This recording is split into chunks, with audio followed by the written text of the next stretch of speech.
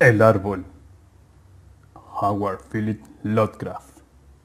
En una verde ladera del monte Menalo, en Arcadia, se halla un olivar en torno a las ruinas de una villa. Al lado se encuentra una tumba, antaño embellecida con las más sublimes esculturas, pero sumida ahora en la misma decadencia de la casa. A un extremo de la tumba, con sus peculiares raíces desplazando los bloques de mármol del Pentélico, mancillados por el tiempo, crece un olivo antinaturalmente grande y de figura curiosamente repulsiva. Tanto se asemeja a la figura de un hombre deforme o de un cadáver contorsionado por la muerte, que los lugareños temen pasar cerca en las noches en las que la luna brilla débilmente a través de sus ramas retorcidas.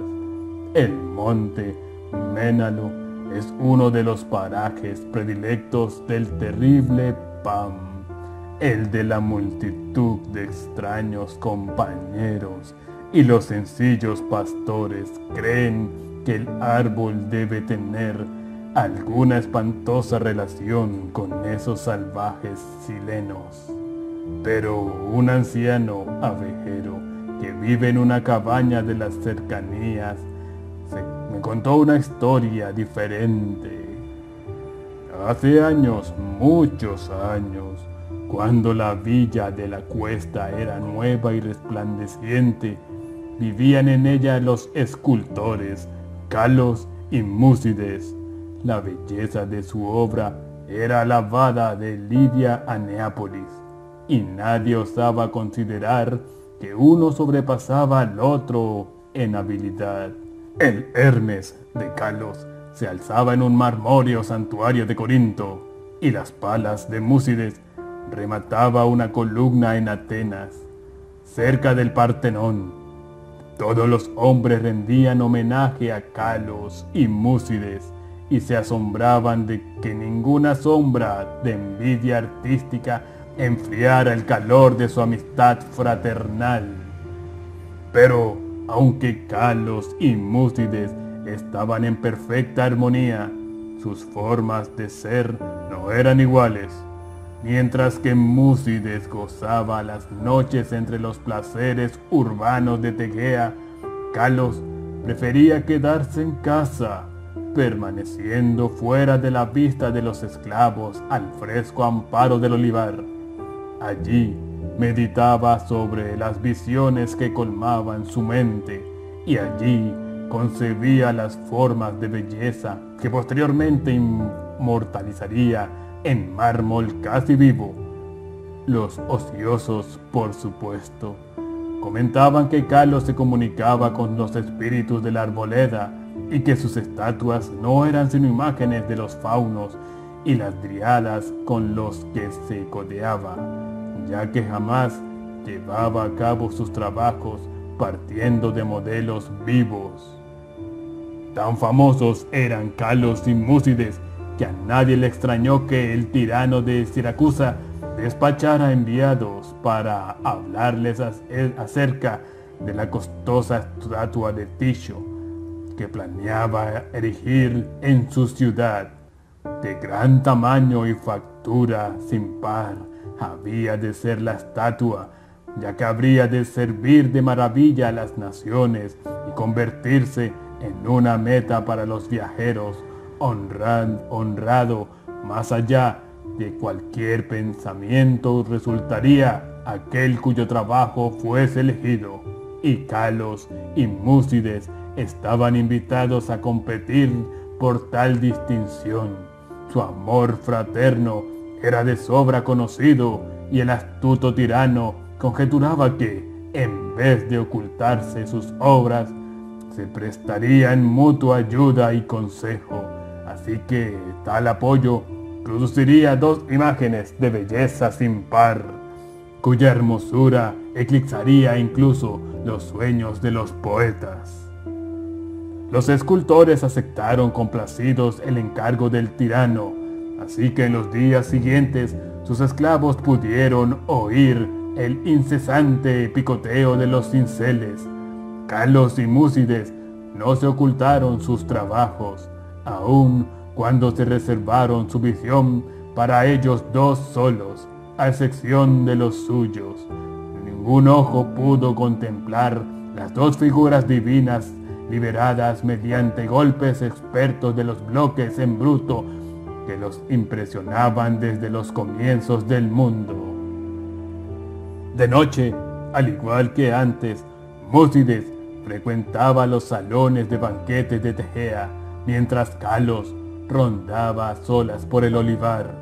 Pero, según pasaba el tiempo, la gente advirtió cierta falta de alegría en el antes radiante Múcides.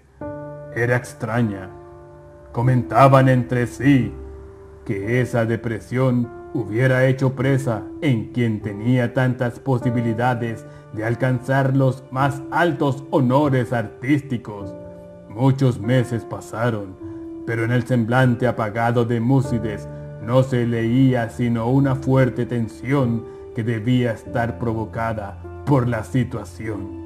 Entonces Múcides habló un día sobre la enfermedad de Calos, tras lo cual nadie volvió a asombrarse ante su tristeza, ya que el apego entre ambos escultores era de sobra conocido como profundo y sagrado. Por tanto, muchos acudieron a visitar a Calos, advirtiendo en efecto la palidez de su rostro, aunque había en él una felicidad serena que hacía su mirada más mágica que la de Múcides, quien se hallaba claramente absorto en la ansiedad y que apartaba a los esclavos en su interés por alimentar y cuidar al amigo con sus propias manos. Ocultas tras pesados cortinajes se encontraban las dos figuras inacabadas de techo, últimamente apenas tocadas por el convaleciente y su fiel enfermero. Según desmejoraba inexplicablemente más y más, a pesar de las atenciones de los perplejos médicos y las de su inquebrantable amigo, Calos pedía con frecuencia que le llevaran a la tan amada arboleda. Allí rogaba que lo dejasen solo, ya que deseaba conversar con seres invisibles. Múcides accedía invariablemente a tales deseos, aunque con lágrimas en los ojos al pensar que Calos prestaba más atención a faunos y dríadas que a él. Al cabo, el fin estuvo cerca y Calos hablaba de cosas del más allá. Múcides, llorando, le prometió un sepulcro aún más hermoso que la tumba de Mausolo. Pero Calos le pidió que no hablara más sobre glorias de mármol. Tan solo un deseo se albergaba en el pensamiento del moribundo, que unas ramitas de ciertos olivos de la arboleda fueran depositadas, enterradas en su sepultura, junto a su cabeza. Y una noche, sentado a solas en la oscuridad del olivar, Calos murió. Hermoso más allá de cualquier descripción resultaba el sepulcro de mármol que el afligido Múcides cinceló para su amigo bien amado. Nadie sino él mismo Calos hubiera podido obrar tales bajorrelieves, en donde se mostraban los esplendores del Eliseo. Tampoco descuidó Múcides el enterrar junto a la cabeza de Calos las ramas del olivo de la arboleda. Cuando los primeros dolores de la pena se dieron ante la resignación, Múcides trabajó con diligencia en su figura de Ticio. Todo el honor le pertenecía ahora, ya que el tirano no quería sino su obra o la de Calos. Su esfuerzo dio cauce a sus emociones y trabajaba más duro cada día, privándose de los placeres que una vez degustaba. Mientras tanto, sus tardes transcurrían junto a la tumba de su amigo, donde un olivo joven había brotado cerca de la cabeza del yaciente. Tan rápido fue el crecimiento de este árbol y tan rara era su forma que cuantos lo contemplaban prorrumpían en exclamaciones de sorpresa, y Múcides parecía encontrarse a un tiempo fascinado y repelido por él. A los 3 años de la muerte de Calos, Múcides envió un mensajero al tirano y se comentó en el ágora de Tegea que la tremenda estatua estaba concluida. Para entonces el árbol de la tumba había alcanzado asombrosas proporciones, sobrepasando el resto de los de su clase y extendiendo sus ramas singularmente pesadas sobre la estancia en la que Múcides trabajaba, mientras muchos visitantes acudían a contemplar el árbol prodigioso, así como para admirar el arte del escultor, por lo que Múcides casi nunca se hallaba a solas. Pero a él no le importaba esa multitud de invitados. Antes bien, parecía temer al quedarse a solas ahora que su absorbente trabajo había tocado a su fin.